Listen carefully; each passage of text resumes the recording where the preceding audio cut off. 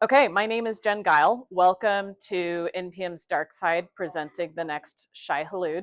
I like to know who I'm talking with, and I say talking with, not talking to, because I hope that you'll be active participants in this session. So how many people are in like a ProdSec AppSec role? Maybe half.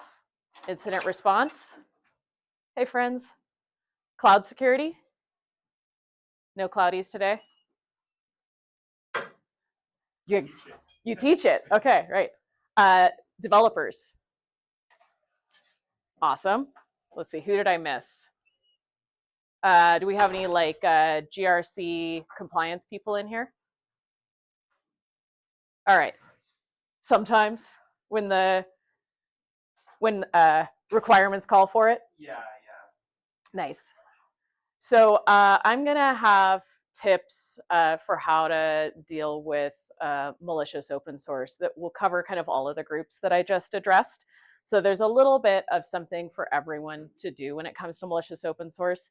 And that is going to be a narrative through this talk. It's really a team sport. This is not something that any one tool can help you with exclusively, any one person can prevent. It takes an entire organization. Who knows what Shai Hulud was outside of the Dune novels? Few. So just in brief, Shai Hulud was a major account takeover last year that was worm-like. It compromised hundreds of organizations. I'm going to be talking about it today. The reason I bring it up as preventing the next Shai Hulud is it was a wake-up call for a lot of organizations about the risks of malicious open source. Unfortunately, the last month or so has reminded us that things are still not fixed. And so we're going to get into all of that. Just really quickly about me. I'm co-founder of Open Source Malware, which you can find at opensourcemalware.com. We're threat intelligence on malicious open source. We offer a free feed because my co-founder, Paul McCarty, who I'm sure a lot of you know, he and I both believe really fundamentally that everyone should have access to knowing if something is safe to use. So anyone can go to that website and find out if something's safe to use. I'm also an advisor at Endor Labs. I used to work there for a few years. I'm a community lead at B-Side Seattle. And I'm really passionate about cycling. I'm really involved in cycling advocacy in Tacoma, Washington, where I live. But enough about me. I want to start with some definitions. And these definitions are important because while the atomic unit between accidental vulnerabilities and intentional malicious code, it's the same atomic unit, right? It's a library, it's a extension, it's an AI skill. The atomic unit is the same, but what they do is different, and therefore our programs need to be different for dealing with them. So this may well be review, but I think this is important to set these definitions before we go forward. So accidental vulnerabilities are flaws that have the potential to be exploited by somebody. It's a bug.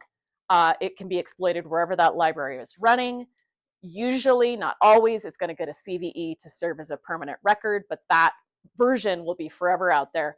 And then it generally is going to need some kind of an attack path. So when we talk about things like reachability, exploitability, things like that, that applies to accidental vulnerabilities. What I'm going to be talking about exclusively today is intentionally malicious code. So this is stuff that was created to do harm by criminals.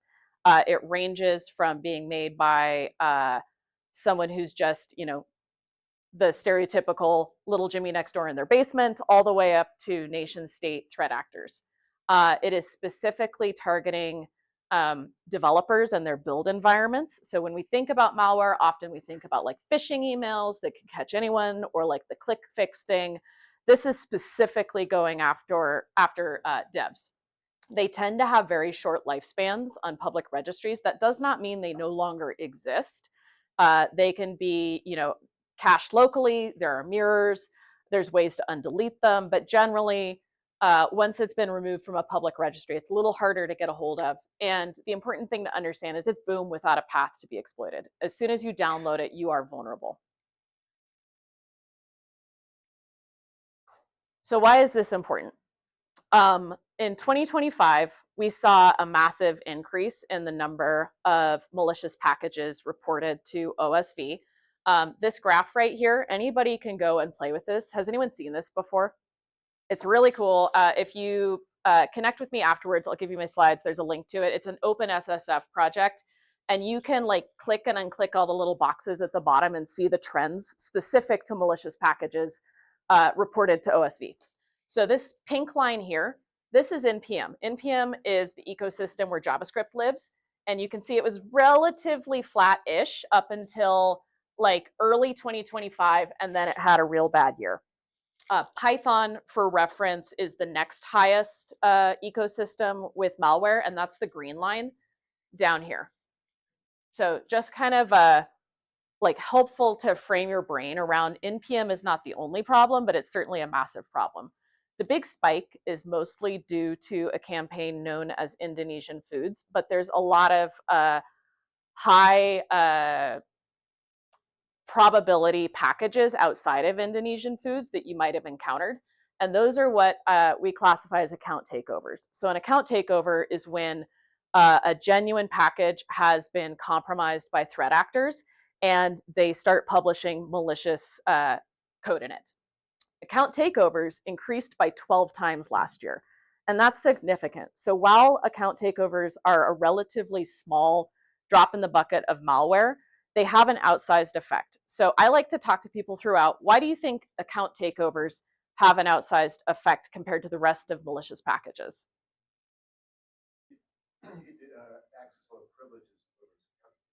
Okay, so if you're taking over a really well-known developer, let's say the person who runs Axios, you're going to be able to do anything. But let's think about the people consuming Axios. How do they feel about Axios? They trust it. It's already automated into their pipelines, right? Many organizations have auto update policies. Like if we go back and we think about the things that we do to address vulnerabilities, we want to be on a recent version, right? We want to avoid tech debt. Well, what account takeovers are really preying on is that you're going to upgrade to latest, and they're going to get you when you upgrade to latest. So if you're always upgrading, if you trust those packages, trust is the vector here. Now, this is not a talk about not trusting open source. So let me be clear. I love open source. I used to work at Nginx, but we need to understand the ways that people take advantage of us. And if I think Tanya's talk this morning was a really great setup for what I'm going to be talking about today.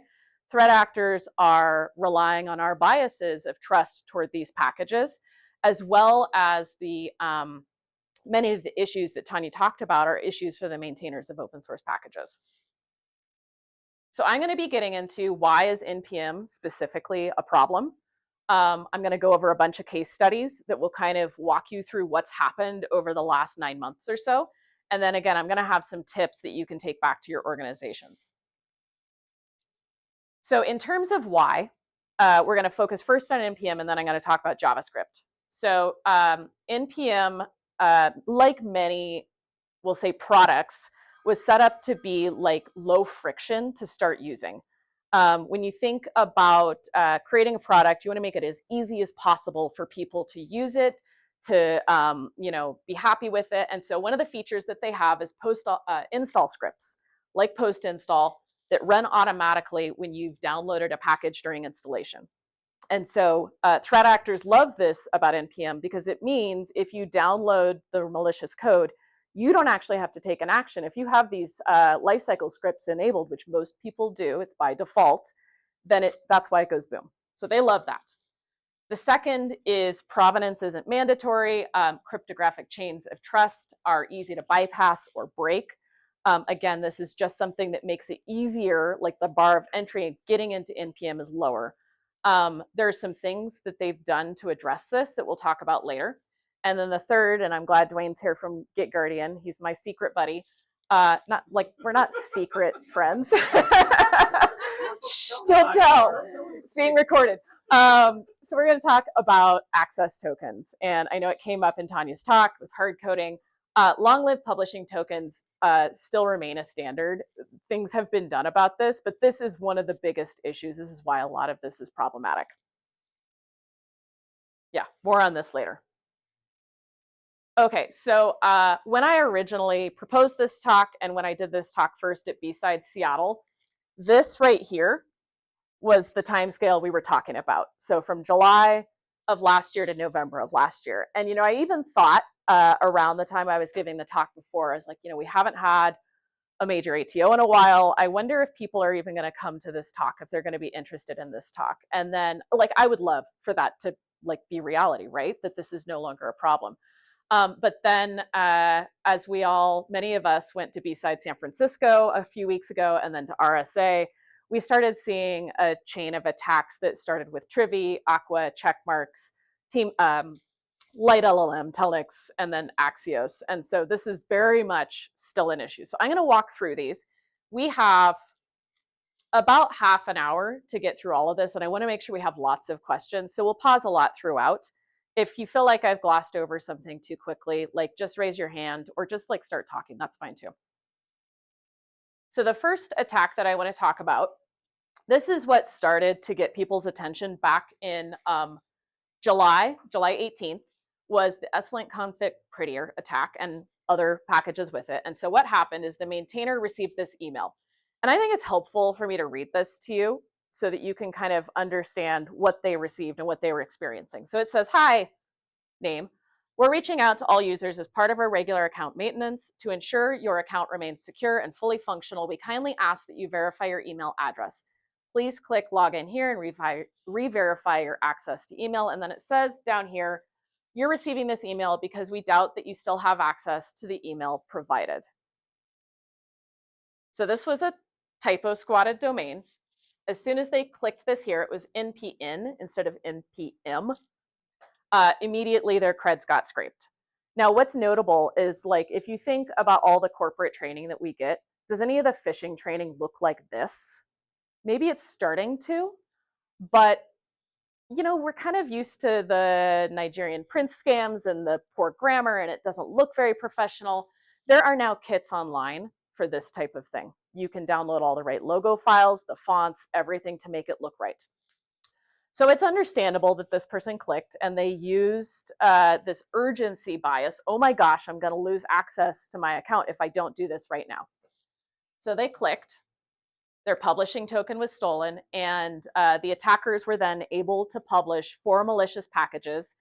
I'm not going to go into these in super great depth because, frankly, they were not interesting malware. They attacked a very, very narrow set of people, but it was kind of like that very first, okay, what's going on?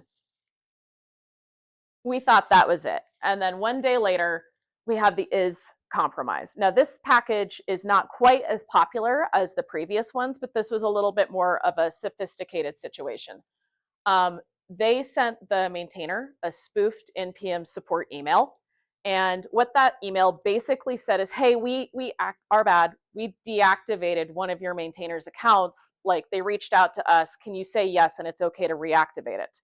He even went online and was like kind of throwing some shade at NPM, saying, oh, I can't believe they did this. And so he reactivated it. Well, it turned out that that account was one that threat actors had access to. So they used it to do something very similar to what happened the day before. They published 2 malicious versions. It included an install.js script that dropped a DLL payload. And in this case, thousands of developer machines and CI/CD pipelines were likely exposed. This really started to kick off the more sophisticated activity that we saw. Who's familiar with NX? This is a pretty popular package. This, unlike the other ones, is actually maintained by a company. And this kind of goes to show that this is not just about, you know, developers doing things in their spare time. These are companies that could have this issue too. But they were a little bit more sophisticated in their breach method this time. They actually were able to exploit a known vulnerability in a GitHub action. Can we turn the ringer off? Thanks. And they did that to steal an NPM publishing token. So this time they didn't use social media or social engineering or social media. They were able to exploit a known vulnerability. So this is where sometimes those two things cross over, and perhaps we can speculate with something like Mythos, it might get easier in the future. We don't know. They did something really interesting with this. So even though this is a lower number of downloads, like you probably can't read it in the back, this is 9.2 million. The previous one was 2.8, and the previous one to that was 38.1 million. So it's not huge, but what they did was really smart. It had a telemetry.js file in it. And what that file did is it looked for locally installed AI tools. It looked for Claude, Gemini, and Amazon Q. And then it would send like force YOLO or force dangerously skip permissions. And it would get the AI code assistant on their side. And the reason this is clever is because often these things are massively over permissioned, right? It's on a developer machine. It can do everything that the developer can do. And so it was able to harvest secrets as a result. I know you're not supposed to have favorite malware probably, but I really enjoy this one. So in just 8 hours, that's about how long it took NPM to take these packages down, they were able to compromise 370 plus companies. And the reason we know that is they published it all in these Singularity repository public repos. And that's why sometimes this attack is called Singularity.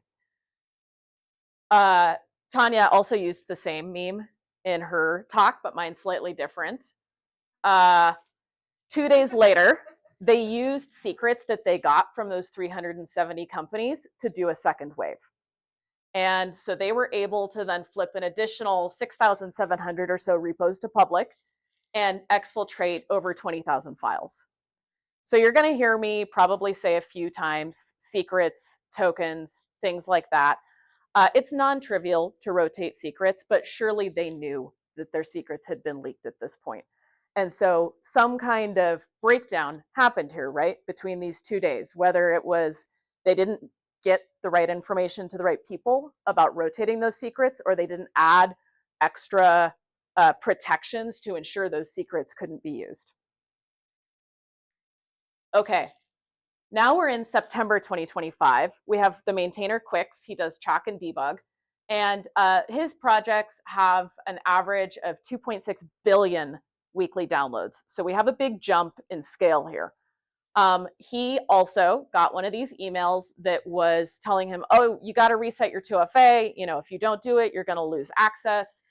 Exact same playbook. The link here scraped his publishing token. They were able to get into his account, lock him out.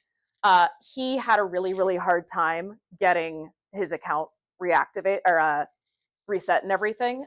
It was a bit of a social media mess, but he talks publicly. He's like, look, I had a busy week. I was tired and in between things, and I should not have clicked the email, but I thought I was, getting things done in the middle of work. There's actually a really great interview of him on one of the Aikido podcasts. I think it's the Secure Disclosure, where he talks through the whole experience, and I definitely recommend checking that out. So they were able to compromise a whopping 28 packages. It was kind of weird though, because all it did was eventually steal about $1,000 of crypto. So what we know is a lot of people were affected. It had code that replaced the user's intended recipient address with an attacker-controlled address. And so there's a lot of speculation around what they might have really been after, given the theft, the monetary side was so low. Okay, now we're up to Shai Hulud. This is where really it started to become a bit more mainstream. People were seeing that this is an issue. This started in September 15th and 16th. Same deal. NPM support email got them to reset their 2FA with scraped a token. It sounds repetitive because it is. This keeps working. They were able to gain access to 187 packages. The scale here, I tried to calculate the weekly downloads, and Claude was like, no. So I would have to export all of it and try to calculate it. But I think one of the packages alone was like 40 million. So we know it's a lot of downloads from this. It was also clever malware. It had a bundle.js file which installed TruffleHog. Anybody familiar with TruffleHog? So TruffleHog is a wonderful open source secret detection tool. And like all good things, sometimes people ruin it. And so threat actors used it here. They actually used it more recently in the Axios campaign. Or sorry, not Axios, Team PCP. And so it installed Trufflehog and used it exactly as intended. It looked about the local environment, it found secrets, it exfiltrated them. It also automatically hijacked and republished the infected packages. So if you've heard about Shai-Hulud being a worm, this is why it's the worm, is because it was hijacking and republishing the packages. So this first wave was able to convert 528 repos to public, exfiltrated those secrets. Those secrets were going to a webhook service that they weren't paying for, which is kind of classic threat actor behavior. They don't like to pay for anything. And so the webhook service did fail once their usage quotas were exceeded.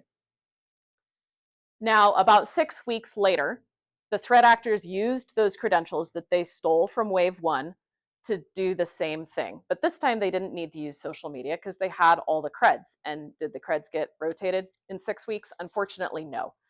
So they were able to target about 100 maintainers using those stolen credentials. And they did this notably before an NPM security improvement that would have potentially invalidated some of these tokens. Very likely on purpose that they picked that timing. In this case, they were able to hijack 492 files. They did a very similar playbook to the first wave, but instead this time they weaponized Bun. And again, Trufflehog looked for secrets in kind of like a really unkind twist. If they detected a home directory with an authentication failure, or sorry, an auth failure, they wiped your home directory. Like, thanks for that. That's not kind. This had a massive blast radius. We saw over 20,000 repos exposed, including big names like Postman and Zapier. Again, it's all was publicly exposed. It was all flipped public, so we know who was exposed. And I think something that's really interesting about this research comes from a company called Entro Security. They looked at about 30,000 compromised packages from the 2.0 wave. And of that, they found about 2,000 organizations were compromised. So what's notable is only about 55% were technology companies. The rest were in other fields. And I think this speaks to another one of our biases, that these types of attacks target tech companies. And the reality is they're all over the place. You know, they're going for healthcare, insurance, media, telco. Obviously, we would expect banking, things like that. But this is not a discriminatory, you know, just toward tech company attack. And what they found is up to 72 hours later, there were still valid credentials after these companies knew they had been exposed. So again, no judgment here. They either didn't have the processes in place to quickly rotate these creds, or they didn't know, like the right person in the company didn't know, which again is a process, or they didn't have the right, you know, compensating controls. So this kind of pattern keeps happening. So previously, this is where my talk stopped. Unfortunately, there's more to share. So as I alluded to at the beginning, Team PCP is a threat actor group that up until very recently was not very mature. Their attacks were typically ransomware-ish. They definitely did something a little bit different this time around. Now, we don't know for sure that the stolen access token was stolen by Team PCP. We have strong suspicions here. But the original threat actor was able to exploit a CI vuln. So again, we're going back to it's a known vulnerability. This one was a pretty egregious one. They exploited it. They stole the access token. In this case, this access token was 2 years old. That's not great. That single access token was used to poison Trivy. Trivy is a well-known container scanning tool. And then there was a roll down of a bunch of organizations that use Trivy. And then from there, Light LLM hijacked, that caused a Telnix attack, which interestingly is in the PyPy ecosystem. I was researching a little bit about affected organizations from this. I believe it's the European Commission was part of the affected group, and they've published a really excellent postmortem on what happened, what they're personally going to do differently. They referenced looking again specifically for Trufflehog in this. But this is kind of going to show that this is changing and evolving. There's a lot of speculation that the velocity of these attacks, given Team PCP is not professional hackers, they're not known to be good at this, that AI made this a lot easier for them. And I think that's a fair jump. we took like 3 days of breath, and then Axios got compromised. And this is arguably one of the biggest ones. When I pulled the numbers yesterday, it was 102 million weekly downloads.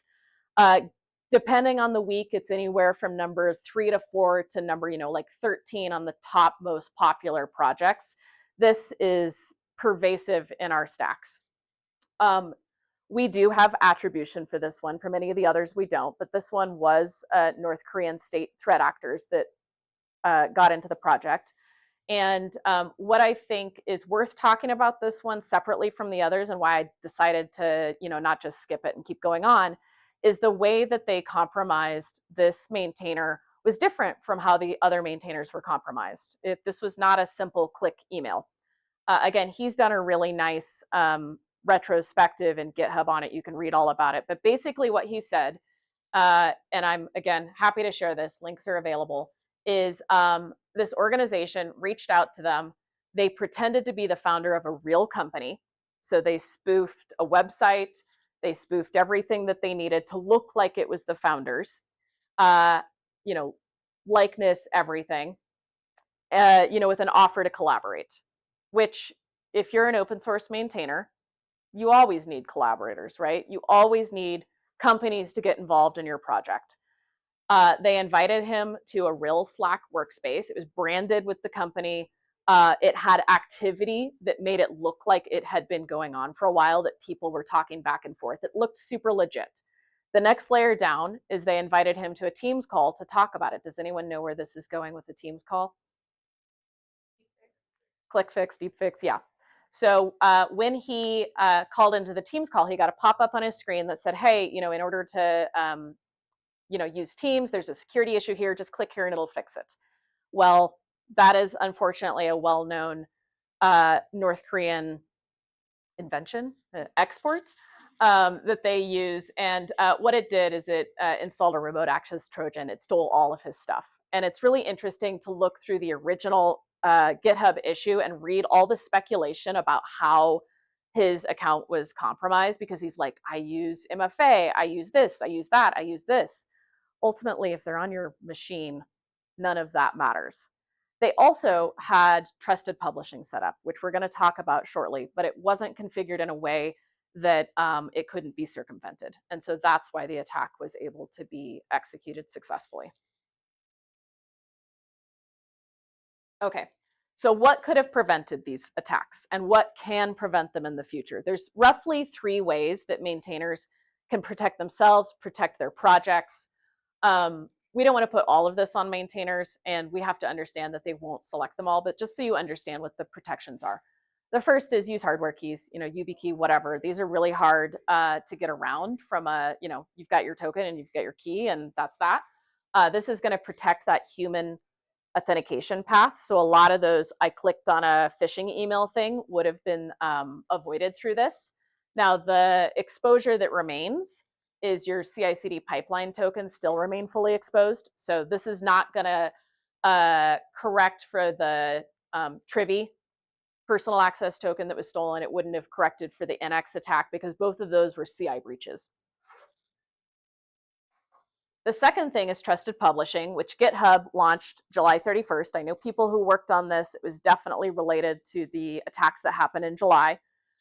Trusted publishing has been around for many years in other ecosystems like PyPy and PNPM.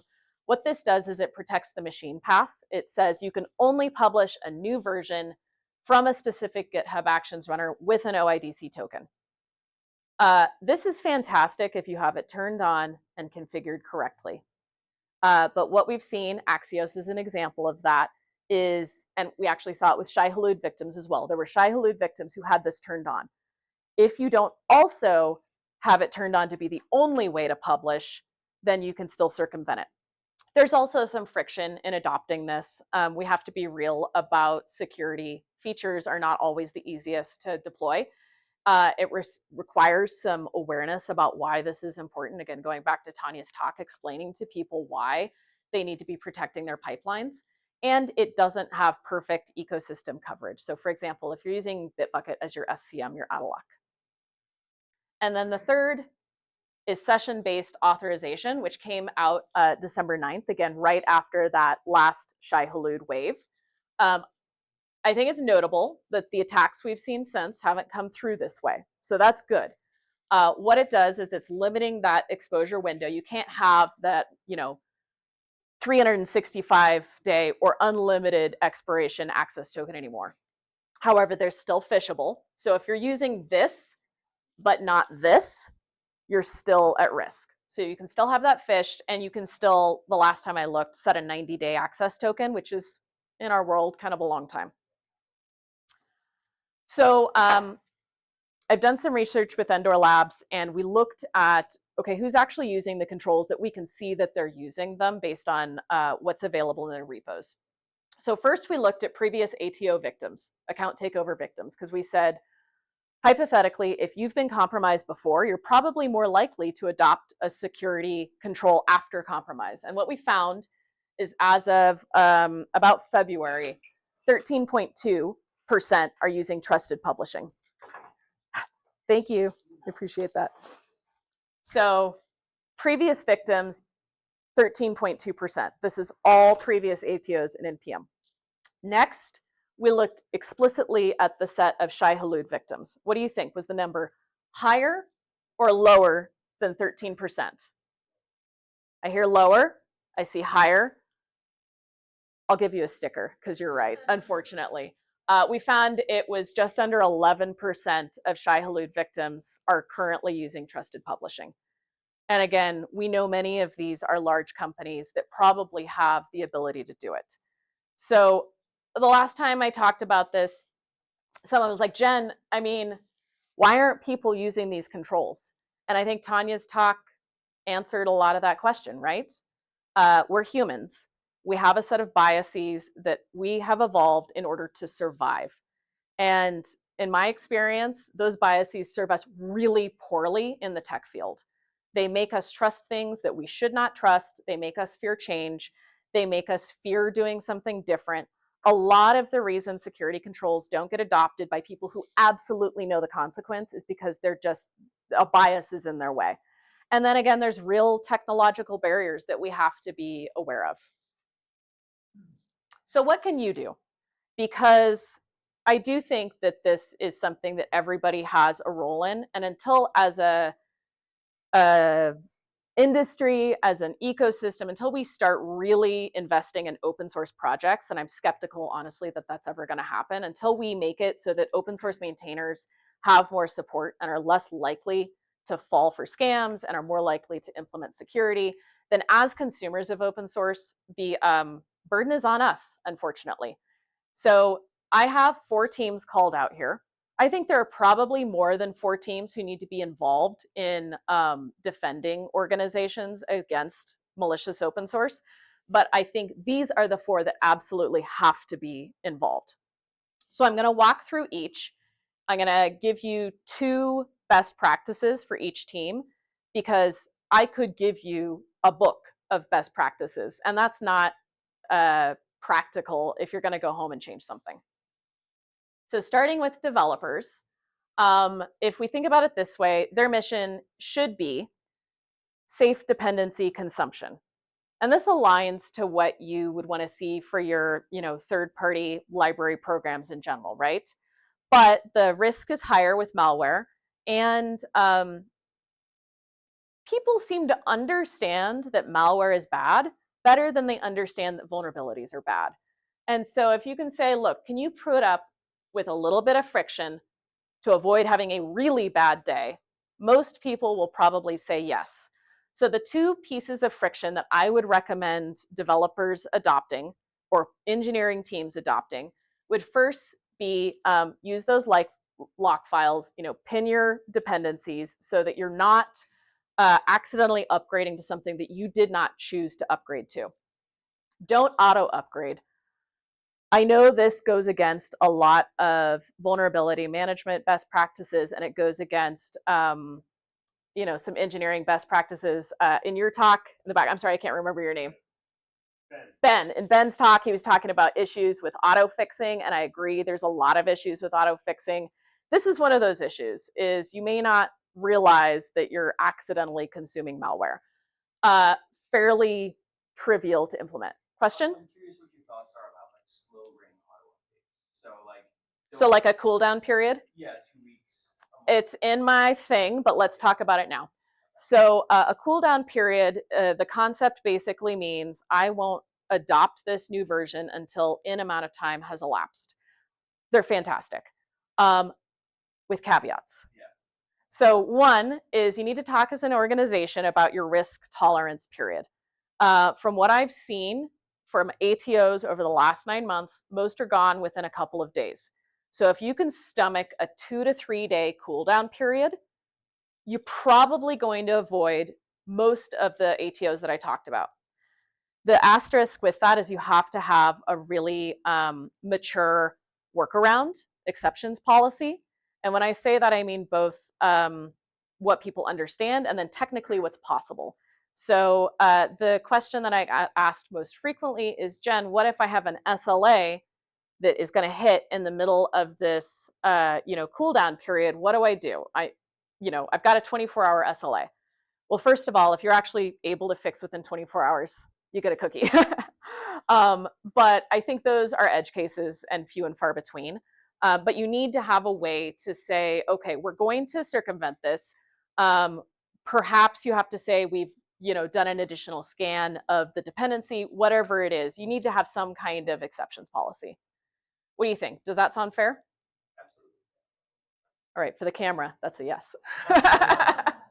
The second, which I alluded to at the beginning, is beware of lifecycle scripts. So these are those scripts that make it less frictionful. Is that the right?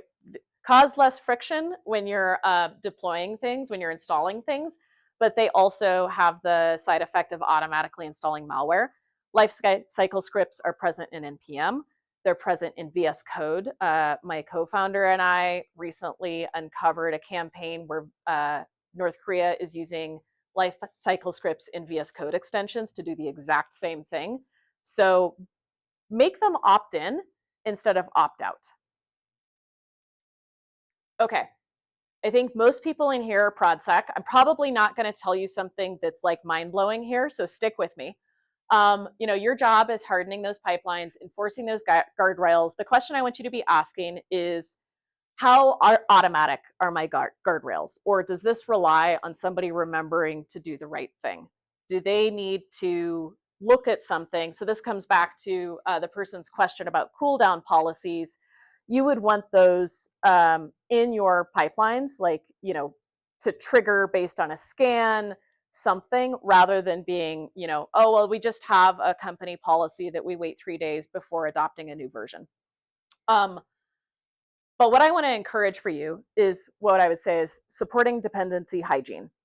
What this means is, you have insight, hopefully, into the dependencies that your developers are using and not using. So if there are unused dependencies in your environment, work with engineering to remove them. Because those unused dependencies, if they're getting updated, again, they don't have to be getting used for malware to come in. So that's going to be helpful. The other thing is removing underused dependencies. If it's something that you can code easily, do that instead. I've seen both qualitatively from people I've worked with, how this has made their jobs easier, but also quantitatively in the research that I did with Endor earlier this year, we saw a strong correlation between good dependency hygiene and ability to quickly respond to a malware event. Why? Probably because if you have less junk, there's less junk to look through. We'd have to dig in more. The other one is please make sure you're scanning for malware. The previous speaker talked about that in CI. I would recommend actually really focusing on trying to get it into whatever AI IDEs you have in place. So Claude, Claude's the only one I use. So now I'm like, my brain is cursor, there are a lot of tools now that will let you use hooks or an MCP server or skills to bring that in early. My feed that I provide, which is free, you can bring in early yourself. The reason I say that is, again, if you can prevent it from ever coming into your environment, you prevent the boom. If you're waiting to scan until CI, the boom's probably already happened. AppSec people, ProdSec people, do these seem reasonable? Yeah. I think the one thing I'd add is the artifactory or something if you want to do this. Yeah. Draw dog NPM. Yeah. So the comment is you need an internal repository, and I agree.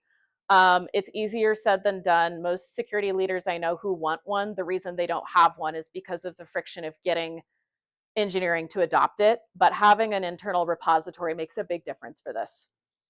And SBOM and AI bomb integrations, that will help you know your stuff.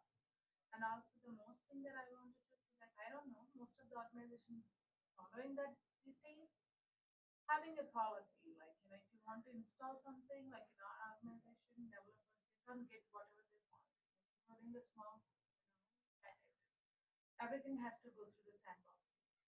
So the comments were about SBOM and AI bomb, which I agree, either constructing it yourself or using your tools to do it. The people I know who are struggling the most with this are the ones who have no visibility into what their developers are using. And it doesn't matter how good your malware scanning is, if you don't know what they're using, you are screwed.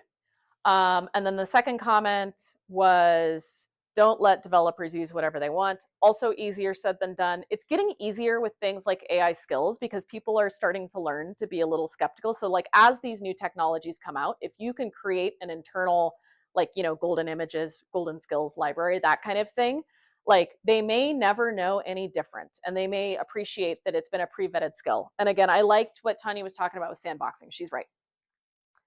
So for cloud, this is my credential soapbox.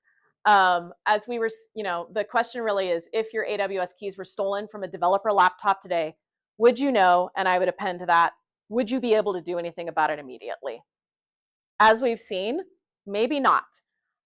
So figuring out how to programmatically, quickly rotate and also scope those cloud creds, that's really important. About 13% of what was stolen in Shai-Hulud were cloud keys. So keep in mind if those never got rotated, I mean, I'm sure threat actors are in those environments right now. And then, monitoring for anomalous use, of course, mandatory. There's lots of other things you should be doing as cloud security, but this, from what we can see from these case studies, this is going to be really important. And then I know we don't have much in the way of incident response and threat hunting here, but I would say go make friends with those people. Those are the people who probably know about other kinds of malware, but don't necessarily understand open source malware and how it's consumed and how it works. Go make friends with them and work with them on creating a supply chain specific incident response playbook if you don't have one already. I have a friend who works at a major company who they had to shut down NPM access for 6 weeks after Shai-Hulud because they had nothing in place that would let them block specific package consumption. And if you think about that trade-off, right? 6 weeks of not being able to pull from NPM versus buying a tool, thank you. Like having that playbook in place probably would have made that a lot smoother for them. And then making sure that your teams have open source software specific threat intelligence is important. A lot of the threat intel feeds out there do not cover malicious open source. They're covering other types of malware, but not typically malicious open source. You may ask, do my AppSec tools give me what I need here? And the answer is probably not, because the AppSec tools concern is this bad, yes or no? But once you've ingested it doesn't matter if you know yes or no. What you need to know is who is the threat actor? What does the payload do? What are the indicators of compromise? How bad could this be? Because that's going to tell you what your next steps are. If you're relying on a feed that's just a binary yes, no, is this safe? It's not going to give you that. And keeping in mind something that threat hunters may not be aware of if they're not familiar with open source is most malicious open source is going to be written in JavaScript or Python rather than compiled languages. And that just requires different tools. So things to learn there. And that brings us to the end. I think we have about 5 minutes for Q&A. So what I'd love to do, since it's being recorded, is I'll repeat any questions and then do the whole thing. Questions? Yeah, Clea. So when a maintainer has been compromised, how do they find out? how do they know what's happened? Yeah, so the basic question is, if you've been compromised as a maintainer, how do you know? Yes. Somebody on the internet is like, yo, this looks bad. That's usually what the pattern tends to be. So like if you look again, like at the Axios issues, there's a really fascinating conversation going on there of like, whoa, this looks sketchy. Hey, can so-and-so do anything? Whoa, so-and-so, they seem to be locked out of their account. Oh, I'm another maintainer, but I don't have admin credentials, so I can't do anything about it. So there's often that like community conversation. So the community may catch it. Companies like mine or other companies that are like looking at these new versions may catch it and notify the maintainer proactively if they can find a way to get a hold of them. One of the things that's challenging in the community is we don't necessarily have like good trust groups for being able to like get a hold of people. So it might be that it gets reported directly to NPM or it gets reported to OSV, but there's kind of, lots of paths to the maintainer eventually finding out and eventually getting their account back, but it can take hours, days. Good question. Yeah. Yeah, I'm thinking about like the happy face or whatever it is for the LLM. Oh, Hugging Face? Hugging face, yeah, for LLMs. You know if they would have the same, I don't know, you're talking about NPM, I don't know if you're thinking about this. I do, yeah. So the question is like, what's the risk in Hugging Face? Would I be summarizing well? It's all open source LLMs. Yeah, so anywhere that there's open source, there's going to be risk. What's interesting is the risk is not always in the LLM itself because it comes with the LLM, the weights, license, and then sometimes there'll be sample code, and the sample code may be where the malware is. Now, what we've seen in our research is that the prevalence of malware in Hugging Face seems to be very low. And the ones that have been found are almost exclusively researchers messing around and not intentionally malicious code. But like the meta question, can open source models contain malware? Absolutely. We see it in open source models. We see it in AI skills. Anyone know what ClawHub, Claw, whatever is? Within hours of that repo going live, my co-founder found 200 to 300 malicious skills. It's up to over 700 at this point. Anywhere that you can have a low enough barrier to like threat actors can create accounts without a lot of validation, things like that, then your probability goes up. Yeah. Sorry, I can't tell you it's safe. Sure. So one of the things you called out is turning off auto updates, Mhm. and that one's a trade-off, and like we get a lot of advantage of having auto updates. Something that we've been doing is only auto updating if there's a vulnerability, like a known CVE, and we're looking for more ways where we can still keep that aggressive patching. And I swear I'm not like a socket.dev like plant, but like that's one vendor that I've looked at. But is there other things we can do where we can still keep very fast hands-off patching enabled, but limit going up on these? Yeah, so the question is kind of like the trade-off with auto patching when you really need to upgrade to latest. You don't always need to upgrade to latest to remove a vulnerability. In fact, I would say in a lot of cases I've seen you don't need to. So it might be looking at, whatever that diff is, like what is the most conservative upgrade that you can make?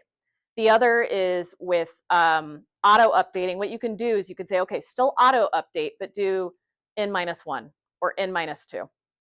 And then you'll probably have a very small set of edge cases that somebody needs to review.